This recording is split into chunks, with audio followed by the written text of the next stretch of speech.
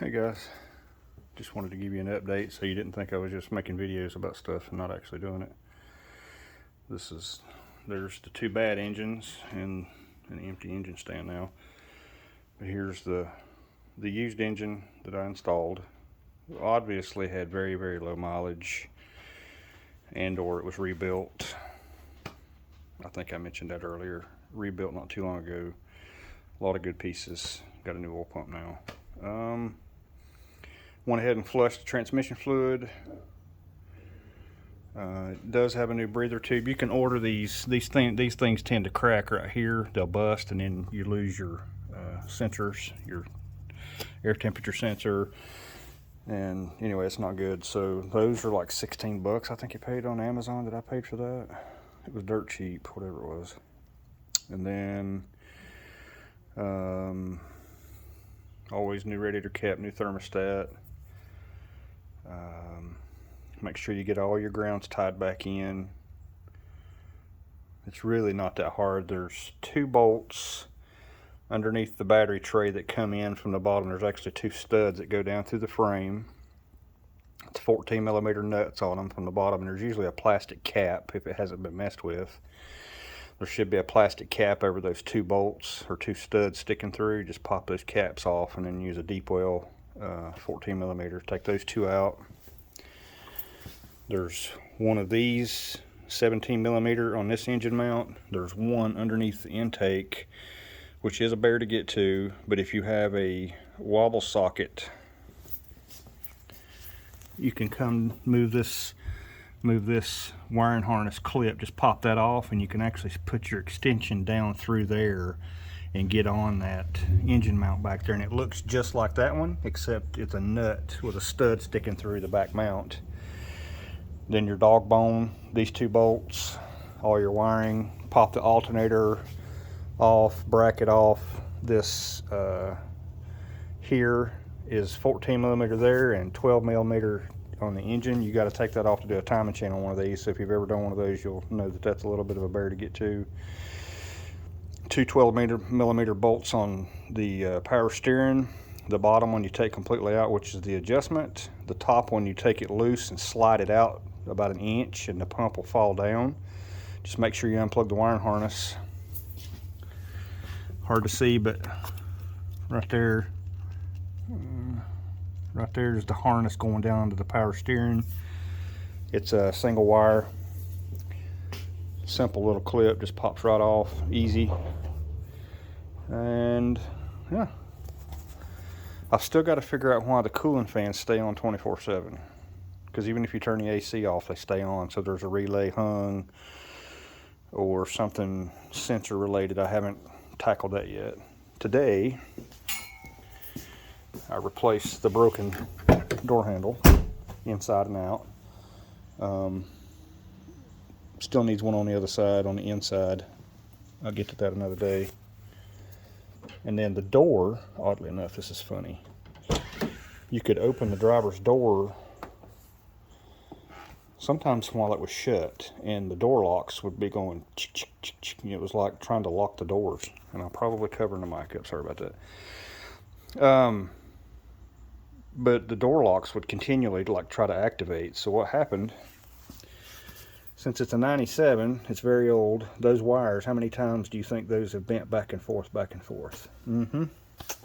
So I found a bunch of broken sheathing. The wire itself was still in good shape, but the coating on the wire had fractured on almost every wire going through the door, and it was, oddly enough, hadn't blown any fuses. It was just making the lock actuator click. So it was, shorting out. Basically, it just hadn't shorted the ground yet. So I took the door off. Super simple. Two top bolts, two bottom bolts. Use the floor jack to hold the bottom of the door. Take your little slide stop out. This kick panel comes up. These all plastic clips. Just pop that up. Pull the kick panel off.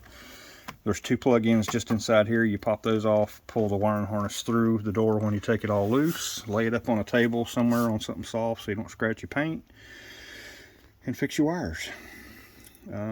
Super easy. But anyway, just so you can hear how smooth this little engine is.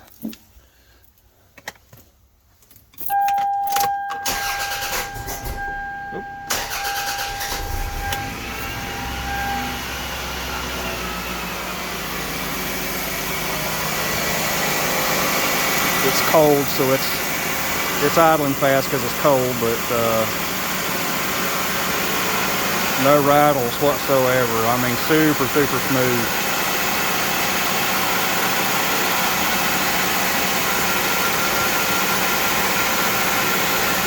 So yeah, if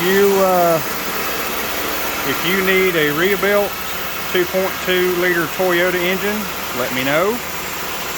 I will gladly send one of these to the machine shop and get him to bore it, put all new pistons, rods. I replace the rods and all because these things have a tendency to bend or crack a rod, I found out. Boil the block out, all painted, put it back together for about $2,500, and I might do it a little cheaper than that depending on what the engine itself needs, but both of these need a crankshaft, so it's going to be in the $2,500 range. And when you get it, all you'll have to do is put your timing cover and your accessories on it and put it in the car. But they're getting hard to find. So there it is.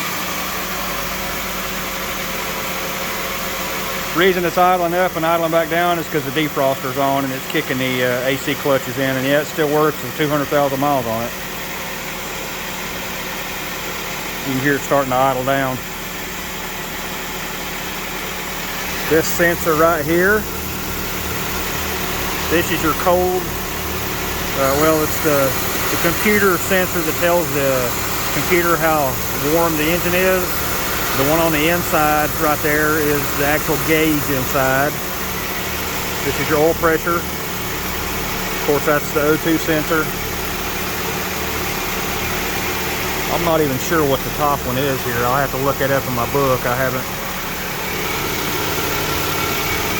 really don't know what that is. It might be ambient temperature or something. I don't know, but I've got a book. I can look it up. But yeah. Sweet running little engine. We've already driven it quite a bit, and it's like a brand new car now. So if you want more content with me actually showing processes on how to do this stuff, there's a lot of that kind of stuff on YouTube, so I don't generally go into like breaking down how I do things, because that gets kind of boring to watch in my opinion. But if you want more detailed content on how I do things and how, like on some of the Jeep stuff I've done, you know, swapping one to an LS. I've actually got a video I need to upload that I did an LS swap on one. EFI change outs, all that kind of stuff. Just don't be afraid to tackle things, guys. Just take your time. If you get stumped on it, you know, there's so many forums, there's so much YouTube, there's tons of information out there if you've got the patience to try to figure it out. It's not that hard to do. So anyway, there's that, and my $100 Toyota Camry is operational once again.